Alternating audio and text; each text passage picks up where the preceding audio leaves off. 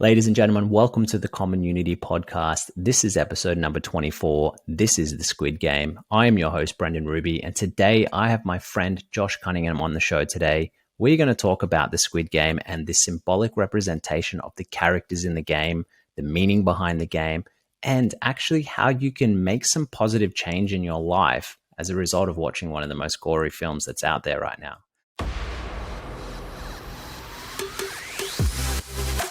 In order for us to feel like we're a part of a community, we have to feel like other people understand us. There's more to our lives and our future than what we ever could imagine. So welcome to the show, Josh. I'm really excited to talk about the Squid Game with you and break down everything about it. So thanks for coming on. Welcome. Hey, Rubes. How you going, mate? Thanks for having me on. It's good to be here. It's good to have you on here. And, one of the reasons why I wanted to get you on here is because, I've known you in poker for somewhat 12, 13 years.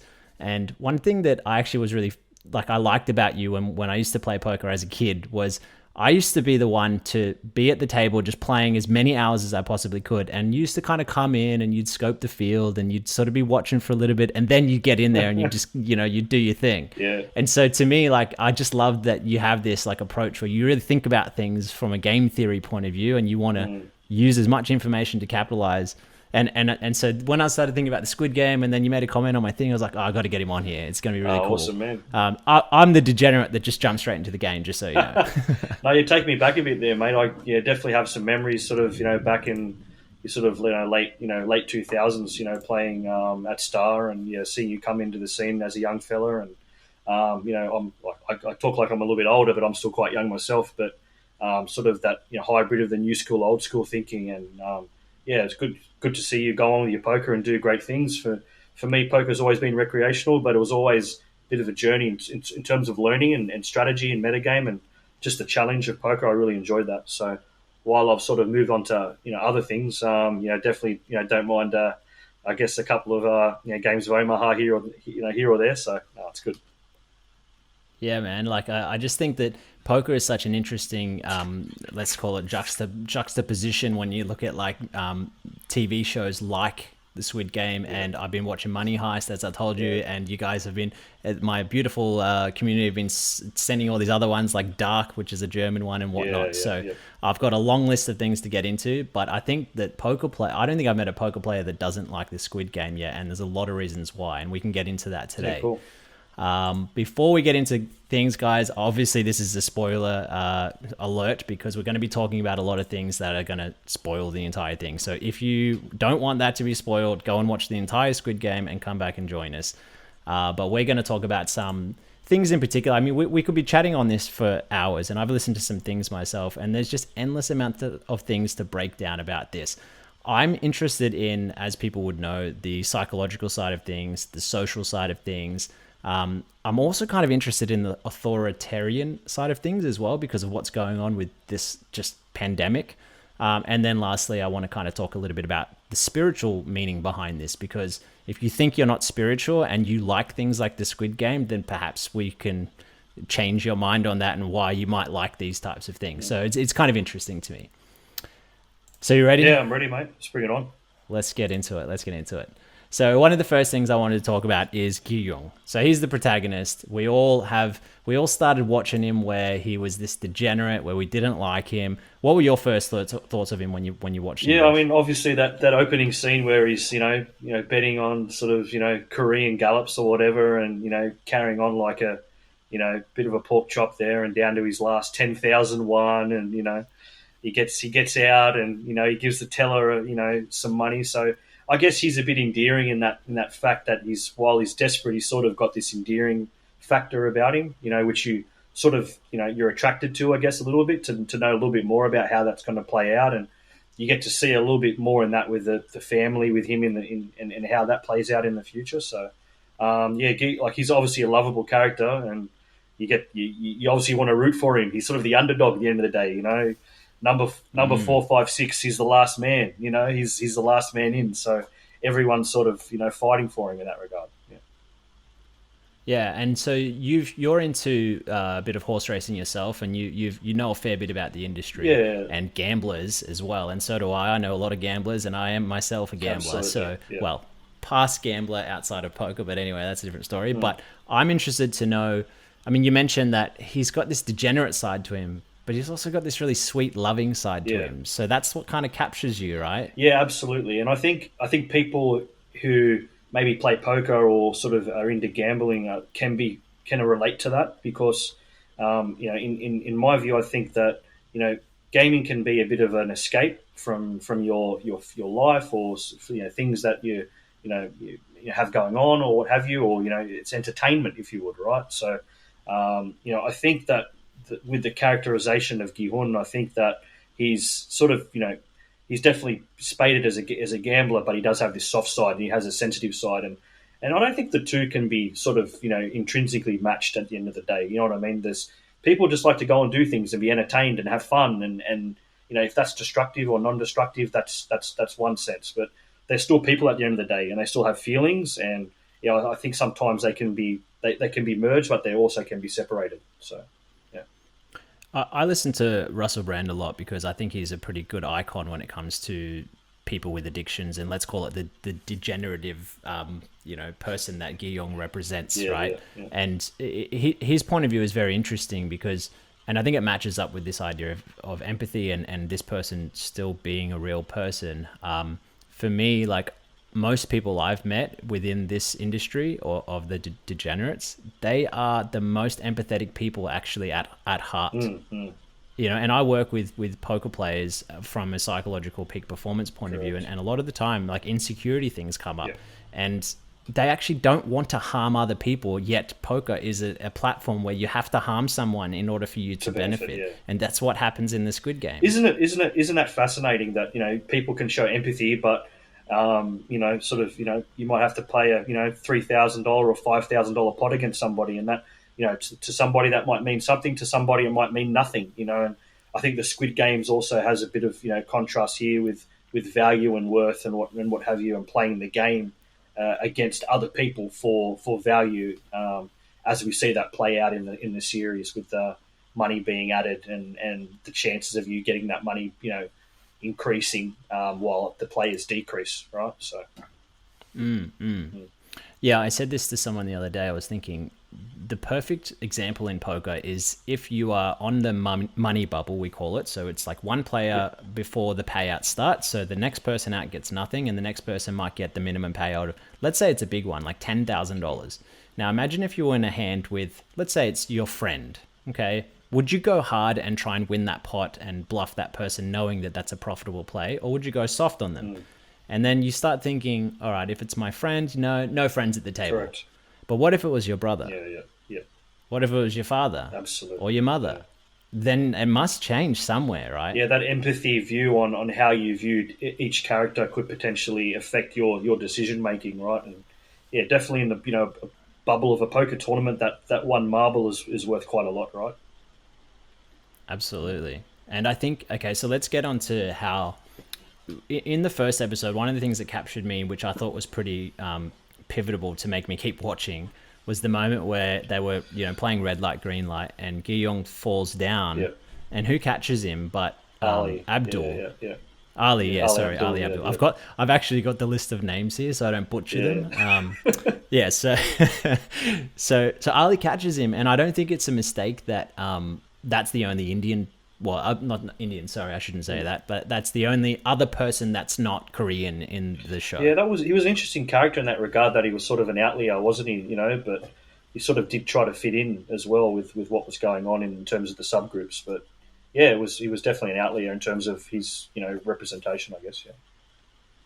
I think it's so that we noticed him as that. We noticed him as someone different who's willing to have a high moral ground, right?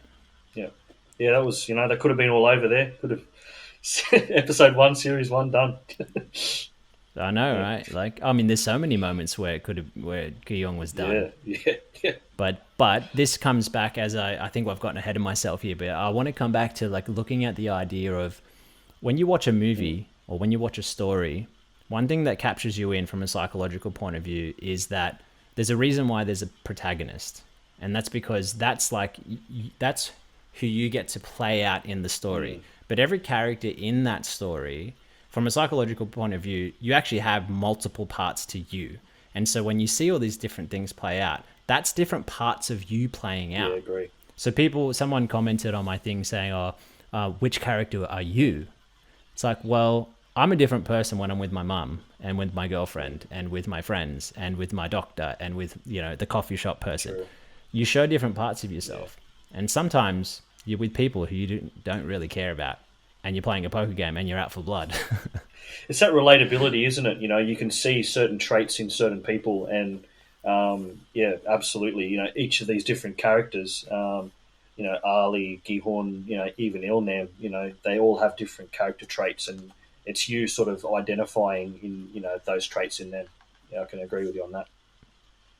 Because I think that they all do something at some stage that we could probably do ourselves. If it was in that dire situation, and you say, no, I wouldn't do that. I wouldn't harm my brother or my friend. But you're not in the game. Maybe not Snakeface. I don't think I'm going to be Snakeface. I don't know. I don't know if I'm going to get this, tattoo here and sort of carry on like a pork chop the whole time. But yeah, no. I reckon you'd be more like his annoying girlfriend. Grandma. Oh, come on, mate. Give us some break.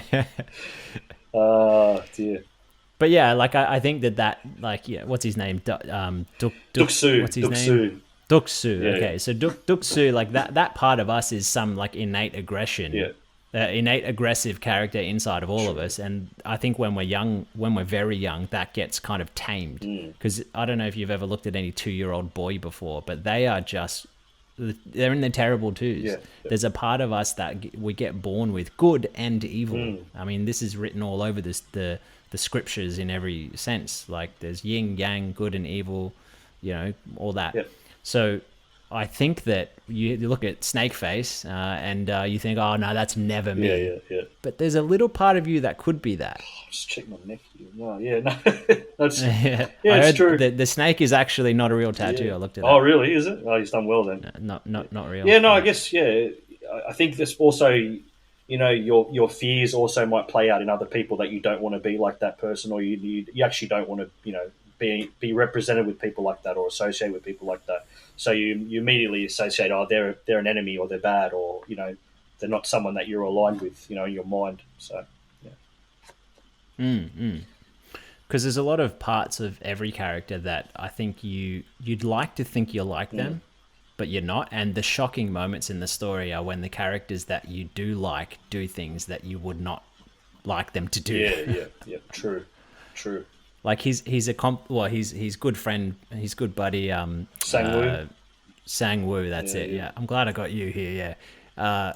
Sang-woo, like he's such an interesting part. Let's talk about him in the story, because he's the friend he went to school with. He's the smartest one and all that. They played the Squid Game together when they were kids. Yeah. Right. Which I thought was just a bit weird at the end, where they play, but they don't really play the Squid Game. They just have a little fight on the Squid Game. You see, there's actually they've had to stop schools from playing the Squid Game and stuff like that. There's actually people are playing basically Korean Bull Rush in schools and stuff like that out there now. So yeah. Wow. Yeah, so Sang-woo, so I think his character is interesting because, he's got the capability. I mean, the development of his character is he's got the capability to have been this amazing person, and he puts on this facade like he is, and even his mum in the fish shop, I think, my son's amazing and all that. Part of us have that in us too, I think. There's a part of you that wants to put on this brave face and look like you've got it all together. True. That's social media 101 these days. But really, we're a bit ashamed to show our true colours. Yeah, I think the ideology of him sort of being the best son, and being professional, and being looked out to, and he's got money and all that sort of thing. All those big ticket items, success, But in reality, he's busted, and he can't really support his mum, and it's a challenge for him. It's hard, and through that, his behaviour through the game starts to come out, and that sort of narcissistic behaviour starts to become quite prevalent. Yeah, I think it's almost like the Cain and Abel story a little bit.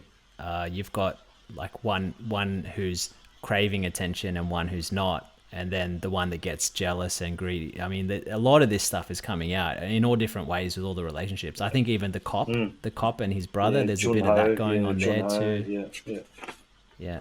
The cop, I like the Yeah. cop. I So like the cop. He's integral. He's had opportunity to go different ways, and he hasn't. He's taken the hard route, and he's tried to do the right thing at a lot of stages. Even at probably risk to himself. Yeah. I actually heard that the director said that that was the last character that was developed. So originally it was only supposed to be about 2 or 3 hours long, and then when he got the green light to he got the green light to do the 8 hour or 10 hour series, Yeah. and so he got to put more character depth in there, and so that's why I think there was a bit of an abrupt finish with him, where he just kind of got shot and he fell off the cliff, and maybe he's dead, maybe he's Come not. on, there's more to that. Surely, come on, there's there has to be, right? he shot him in the it doesn't- shoulder and he fell off. Come on, you didn't see a Yeah. body, right? So. Yeah. That's right. And whenever someone gets shot in the shoulder and falls off a cliff in a movie, that's not good enough to kill him, right? No way. Yeah. His odds go up. It's like taking your jacket off in poker. You get an extra 4%. I think that's sort of. Oh, right, yeah. So I think the purpose of his character was more to depict what goes on behind the scenes, because the guards, for example, I mean, we found out only in one brief moment that there was like a really young guard, and the guy was like, "Oh, look how young you are." So it's like the guards are just as much pawns in this game as the players are. Yeah. I thought that was pretty interesting. So when you say the guards, you mean the purple suits with the like the triangles and circles on their faces? Yeah. Yeah, that whole hierarchy was you had to sort of really try and understand what was going on with that, and pay attention as well, because the different shapes meant different things, and they had their compliance policies and stuff like that. So, but you see what happens there, I guess, with what they were doing with the players that were exiting the game, and what was happening around that. So. Do you think there was any relation to the order of deaths to anything to do with like social constructs? That's a tough question. Look, I think in general, if that was a typical normal game, we would be fooled by randomness in terms of what the outcomes were in that game versus what actually happened in this show. Obviously, the show's been designed a certain way to get it down to a one-on-one death match. It becomes very personal.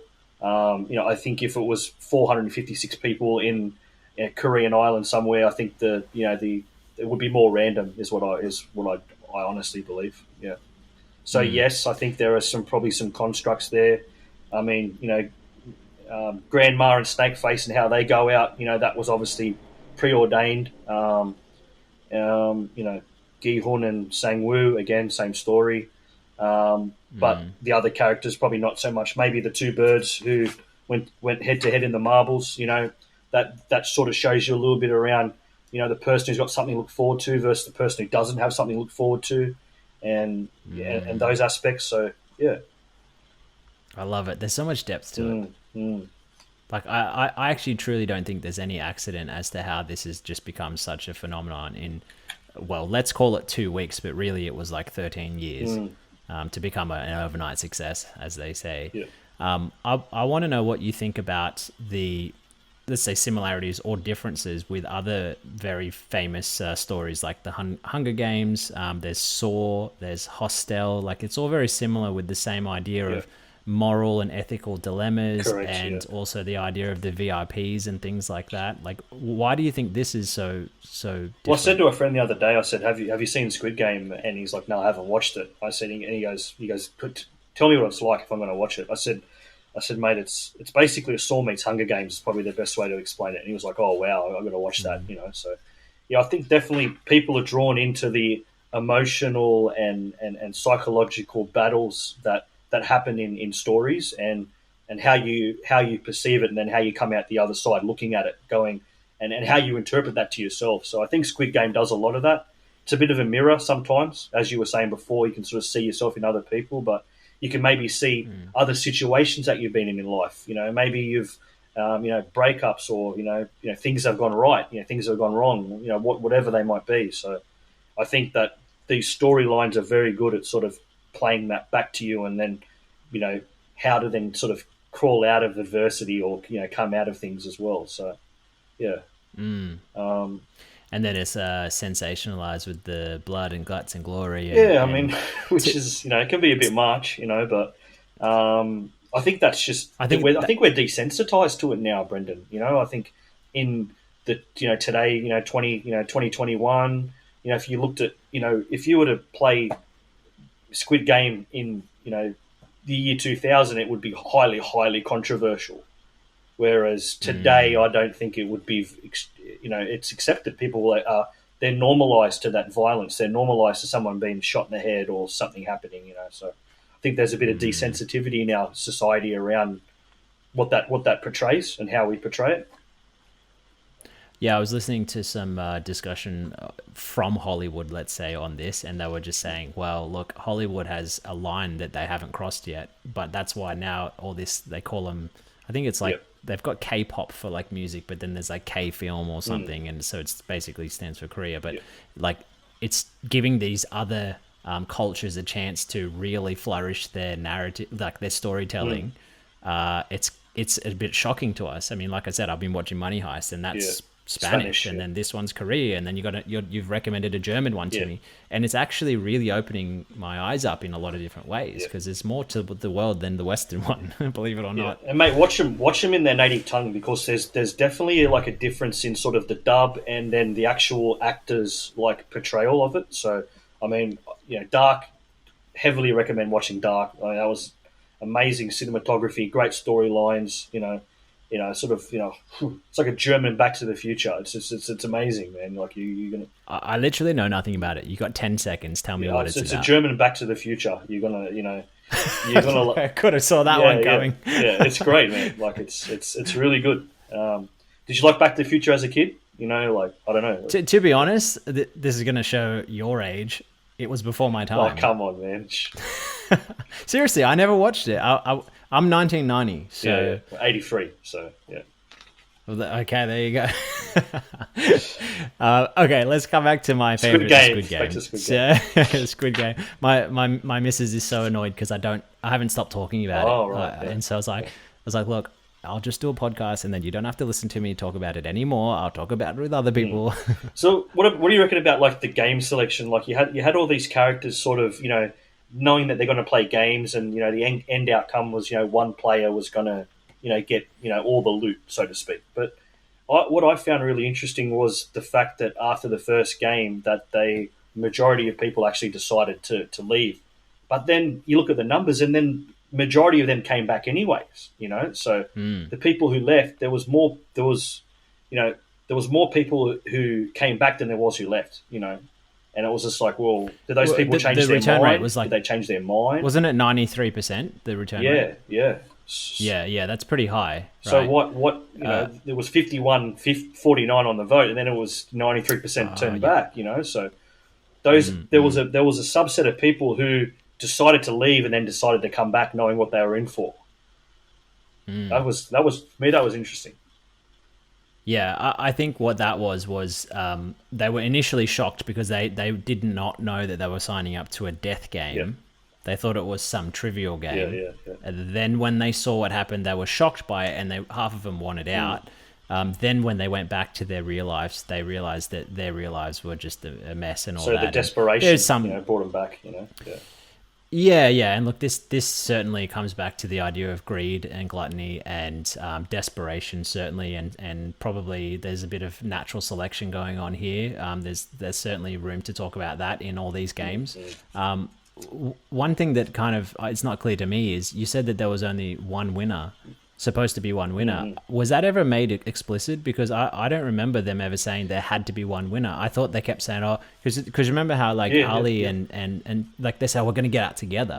Why couldn't they all survive? I think what they were told is that that they would reach the end of the game and then they would split the money. But in actual fact, the way that the games were playing out is they were halving. It was sort of 8 into 4 into 2 into 1. So while I think in their minds they were expecting that it was going to be maybe multiple people, but I think in our minds we think it's really down to one. It's really being cut like a coal down to one. That's how I took it anyways, and I think that's what they were expecting. But I think in their minds they were thinking it's really down to one. It's really being cut like a coal down to one. That's how I took it anyways, and I think in their minds they were thinking it's really down to one. It's really being cut like a coal down to one. That's how I took it anyways, and I think in their minds they were thinking it's really down to one. That's how I took it anyways, and yeah, I think that sort of shows hope as well. Is that if yes, there is this big carrot out there in the future, and if you can achieve that person with someone you care about, then that's a good outcome. That's empathy. But I think the way that the games were set up and just how torrid they were and how tough they were towards the end, like Glass Avenue or Glass Street, whatever you want to call that, the likelihood was that they were actually not getting through that. The fact that they had some glass manufacturer who was the 14th bloke, going through, like that's a real spoiler. But like the odds, I thought it the was odds on very... that were they were not getting through that. You know what I mean? Like so. Well, one of them said that when he got halfway through. Remember that he was like, "Okay, 1 times this times that," and he's like, "I'm 32,001." Like that's where I thought, okay, I don't think they've written this very believable. Yeah. Some of the other, the marbles game and the cutting the thing out, like sure, but this one was like, why would they're all just gonna die, like really. Exactly. So the game's just got incredibly harder and culling, and it was just culling towards the end, and like yeah.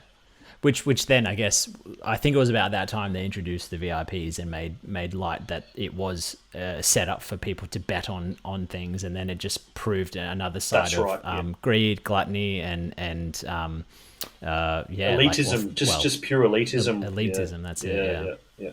What do you think about that then? Yeah, because that's what the Hunger Games is a bit too. Yeah, right? I mean, look, there's a lot of elitism in a lot of our products, that we consume as consumers out there, and there's always the top and there's always the bottom. There's always the 1%ers and all that sort of stuff, and people want to be high to the 1%ers in general, but it comes at a price. It comes at a price. So, and we see that in the end in Sang-woo and how that plays out, and I think in my opinion, it's nice to be important, but it's more important to be nice. So, I think it's where you consider yourself and where you want to sit yourself in the pecking order, and how far you want to push it. How far do you want to work your way up the ladder? How far do you want to consume?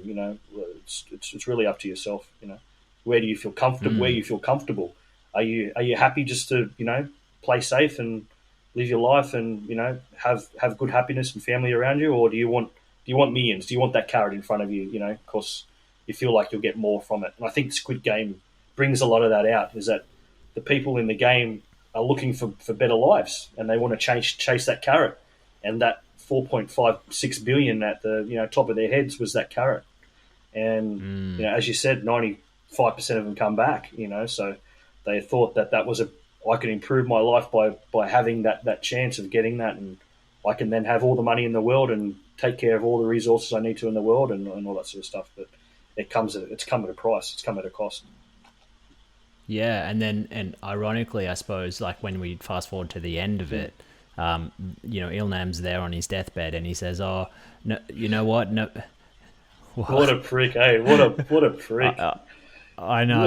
It's when I was watching that, I was just thinking, oh man, he's going to be like some old wise, like Mr. Miyagi style character. But really, there's one point he kind of makes, which I'm like, yeah, that's a good one. He says, no matter how much money you have, if you've got a lot of it, life is meaningless. And if you've got none of it, life is meaningless. Exactly. Like there's no, where's the happy Where's the middle point? ground? Where's the happiness? Yeah. Where's the middle ground, right? Like, but I think we're expecting him to come up with some sort of like, perfect, like in Saw, how he did say something that I caught on to, was that it made him feel again, and for so long, because he had everything, he never felt anything, and for being in the game, by putting everything up pretty much and all that money and all that loss, he felt something again, and he was earning to feel something, and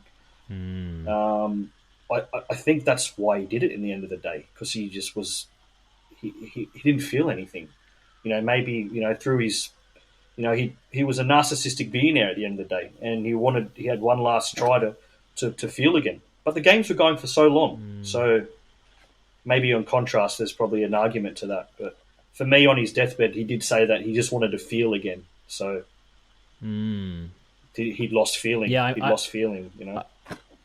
I love that you brought that out, because that does make a really good point that, like, I mean, we see this all the time with the A-listers, right? Like they get to a certain point where they've got it all. They've got, fame, sex, money, everything, rock and roll, right? Like, but once you get all those things that we're constantly chasing, we've, that piggy bank of 46 billion won or whatever that's in there, like, once you get it, like, well, now what? You just kill yourself anyway. I mean, we've seen it time and time again with just like, what it does to their mental health. I mean, at that level. So you don't want to be at that top level or the bottom level, or if you are at either ends of the scale, there's got to be a way to awaken yourself or enlighten yourself to realize that there's more to life than we're put in front of our eyes. There is, there's a saying, if you're not enough with it, you'll never be enough without it, sort of thing. So like, I think it's better probably to stay away from greed and source yourself and be happy in yourself.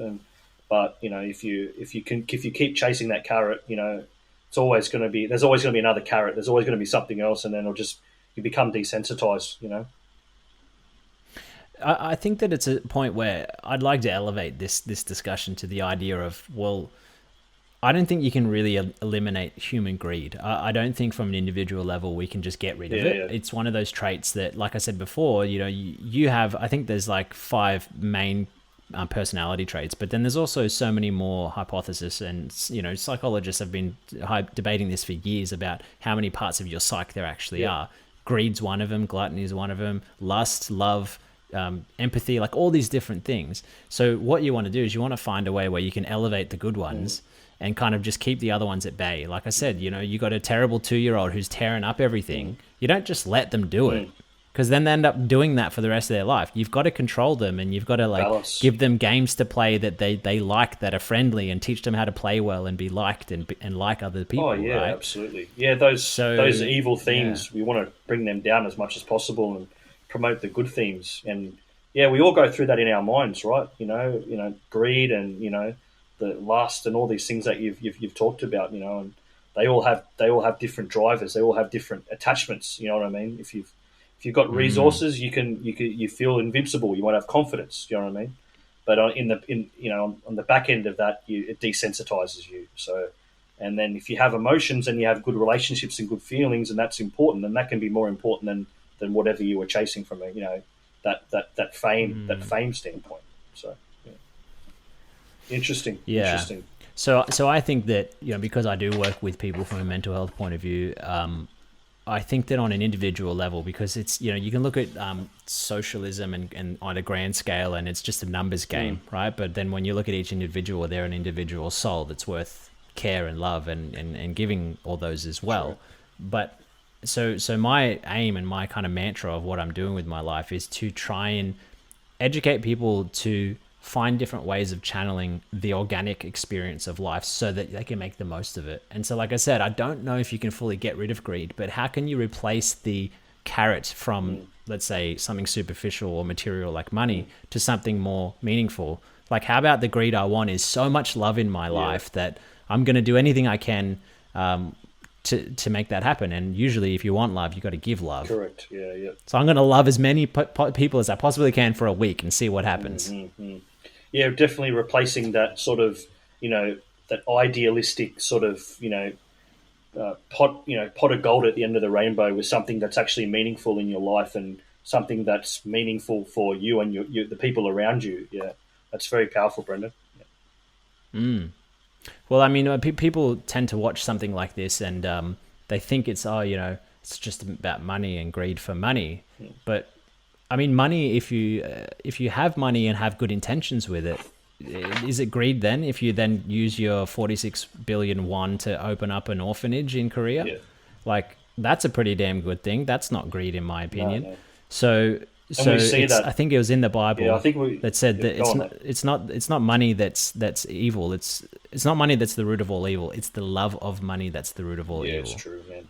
That stands out to me. Absolutely. What do you reckon? Yeah, I agree, man. That's so true. And we see that with Gi-hun at the end of the game. He's got the money in the bank account, and the bank manager's calling him up, saying, "Mate, we can do more with your money." He's just like, "Mate, give me $10,000 for the train. 10,000 won for the train. I don't want to touch your money." You know what I mean? Like, of course, he didn't want to use it. That wasn't what was important to him at the end of the day. what was important to him was going and seeing Chol, seeing, Sabyuk's kid out in, Timbuktu, where is it, Jeju, or wherever, where they play the most highest, ironically, where they play the most highest poker games, high stakes poker games in the world. But oh, really? Jeju, Triton or whatever. But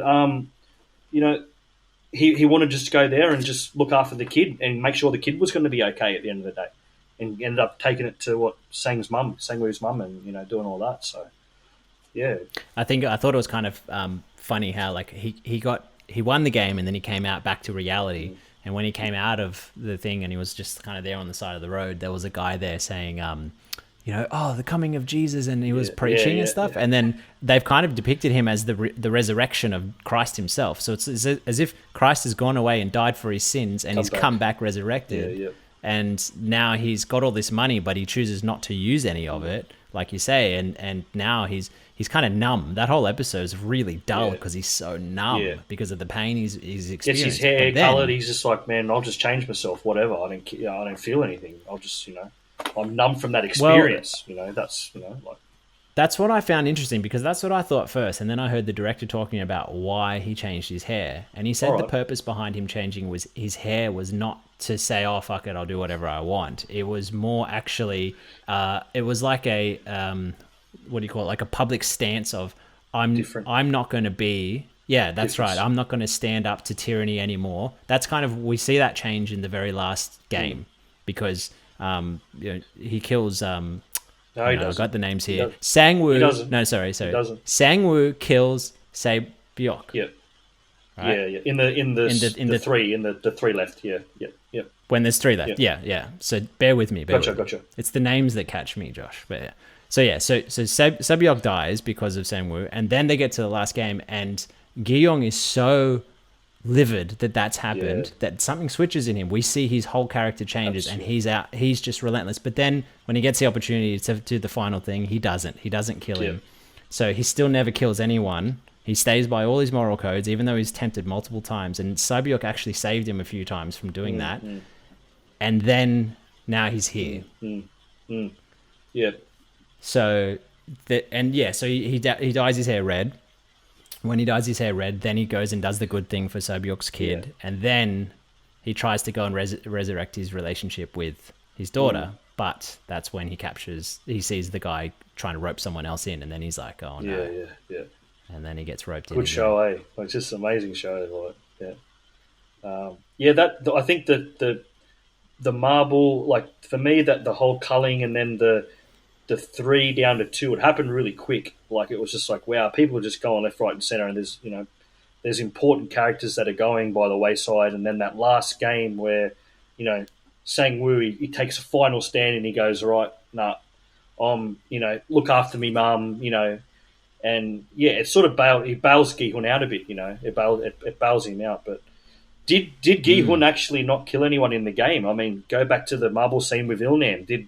He was testing his mental remembrance and all that sort of stuff. He was like, nah, mate, like you said odd, it was even. Give me the marble, like he did sort of turn on him a little bit, but they were turning on each other in that sense. So, yeah, that's true. He did, man. He's like, oh, I don't remember what I said. Was that real? Or was that an act from Ilnam, or was that real? Like I don't. Did Ilnam know that he was doing that? And I think he actually did know, because right when he went through and he goes, oh, this is where my kid used to live and all that sort of stuff. He goes, what did he call him? His Gadjubu or something, whatever it was called, right? Oh, yeah. And he said, is it right to trick your best friend, to lie to them, And, I think he sort of knew that he was taking the piss a little bit with him. He was like, nah, I know what you were doing, and but then that was back-ended by the fact that Ilnam was the controller of the game, so he knew he wasn't going to go. You're right. So there's certainly a lot of situations where Giyong was so close, or I guess hypothetically he did kill someone, right? If you could say that he tricked Ilnam and he tried to win the game by tricking him with his dementia or something, or with his forgetful brain. Tug of war. However, Tug of war was die or must live or die situation. Yeah. Yes, Go on, yes, yeah, true. yeah. Oh, okay, well there you go. But I guess I guess the way they depicted it was that he never intentionally let that dark side overtake him. He only did it if he really had Correct. to. Yeah. If it was, And even then, they still don't really show any scene where he explicitly takes someone Mm. out for the. I mean, because when they were on that like glass hopping scene, Yeah. he got so angry because he was like, "What?" He said to Sang Woo, "He's like, why did you do that? He didn't like. Why did you kill that person?" You didn't have to do that. Yeah. Yeah, but that implies that Gi-yong hasn't killed anyone at that point. Yeah, yeah. But I guess you're right, like when you think about Yeah. it. So anyway, actually, one thing that's interesting when you're talking about that, I was thinking they are saying that it's possible that Il-nam is actually Ga-young's father. Guy Hun's father. Really? Yes. Wow.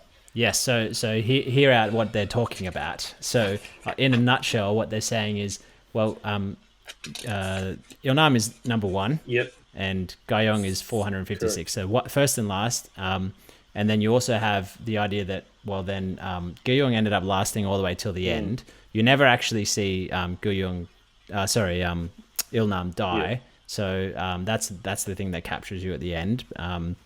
Sorry, that's not on my point. But Yeah. so they were saying all this stuff about how Gi-young actually was. How do I depict this? How do I say this? Sorry, I'm a bit. My brain's going 1,000 miles a minute his here. dad. They're saying that he might be his dad. Why is he his dad? What's the reference? So there's lots of. Okay, so there's lots of scene. Yeah, so thanks for getting me back on track. This is why I needed you here, Josh. So that scene with the marble scene, you know how Il-nam's walking around and he's a bit saying it's like, oh, familiar to me and all that.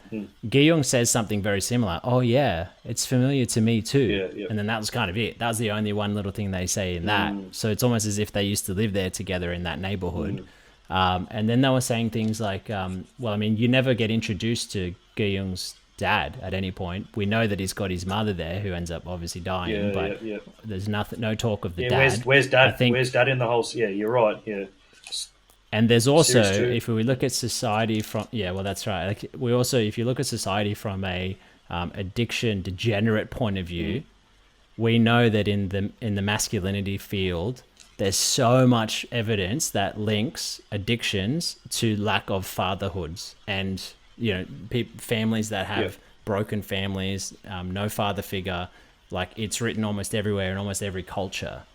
So there's got to be something there as to why he is this dropkick lowlife who has no father, and then now the father's there. Maybe the father's like wants to play child games with the son he never was able to play with. There we go. I got That's there. Wow, I needed your help. I think I'd reach out to Korea and see if they need help with series 2 production, mate. I reckon there's a bit of a line there. You could it could go down for sure. Yeah. No, interesting. And the other number play that I actually found, which I was a bit disappointed in the end, was that why didn't they make Sang Woo 228? Because that would have been half of 456, and they got down to the end, so it would have been half. So they were just 10. What was her number? Sang Woo to 218. So they were only 10 off. They could have made him 228, and he would have been exactly half of what Gi-hun was.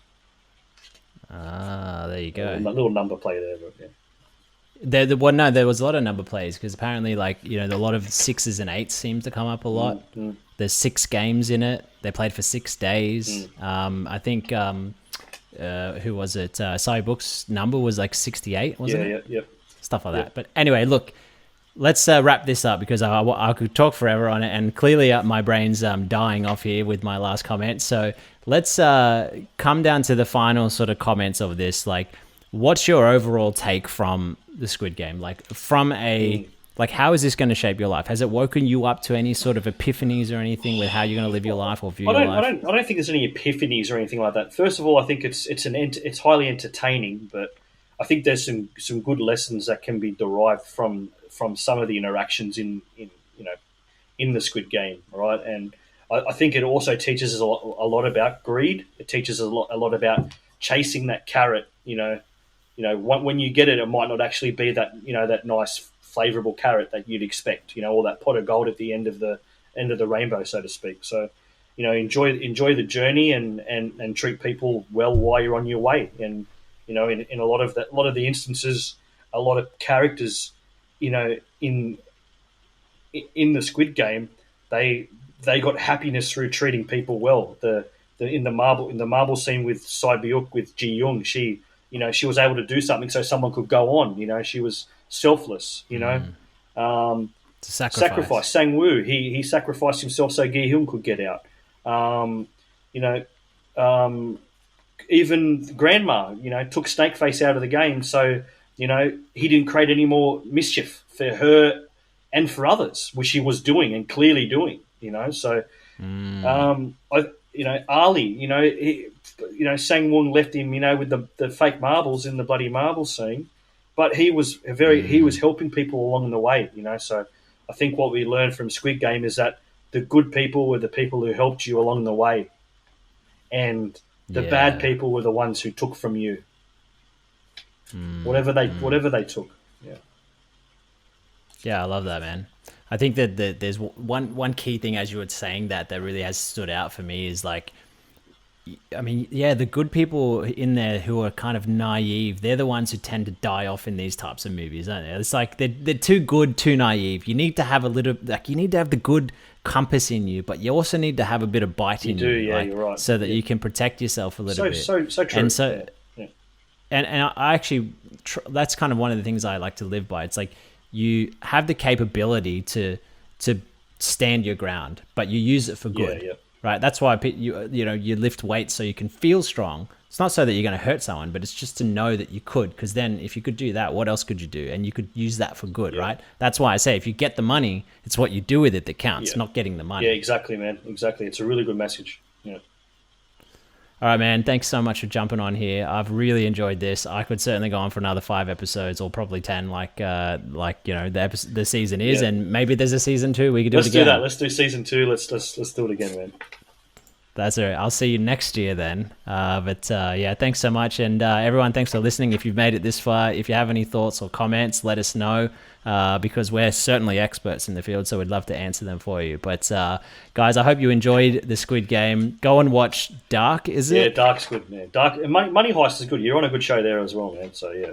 Yeah, I'm on like episode 9 or 10 of season 1, so I'm probably going to watch the rest of that season tonight. Awesome, man. Let's be Enjoy, real. Man. Enjoy. All right, Josh, thanks so much. Rubes. Thanks, everyone.